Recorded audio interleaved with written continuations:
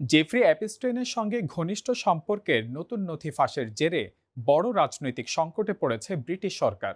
প্রভাবশালী লেবার নেতা ও যুক্তরাষ্ট্রে নিযুক্ত ব্রিটিশ রাষ্ট্রদূত পিটার ম্যান্ডেলসন পদত্যাগ করেছেন। প্রধানমন্ত্রী কিয়ার স্টারমার জানিয়েছেন, 2024 সালের ডিসেম্বরে নিয়োগের সময় তিনি ম্যান্ডেলসনের অ্যাপিস্টেইনের সঙ্গে সম্পর্কের কথা জানলেও এর গভীরতা সম্পর্কে বিভ্রান্তিকর তথ্য দেওয়া হয়েছিল। মার্কিন বিচার বিভাগের প্রকাশিত ফাইলে দেখা গেছে, 2008 সালে নাবালিকা নির্যাতনের মামলায় দণ্ডিত হওয়ার পরও অ্যাপিস্টেইনের সঙ্গে যোগাযোগ রাখেন ম্যান্ডেলসন। অভিযোগে রয়েছে, বাণিজ্য সচিব থাকাকালে তিনি অ্যাপিস্টেইনকে বাজার সংবেদনশীল গোপন তথ্য দেন। ফাঁস হওয়া ইমেইলে ইউরোপীয় ব্যাংকের 500 বিলিয়ন ইউরোর বেল আউট সহ গুরুত্বপূর্ণ তথ্য আগাম দেওয়ার প্রমাণ মিলেছে। ব্যাংক রেকর্ডে আর্থিক লেনদেনেরও ইঙ্গিত পাওয়া গেছে।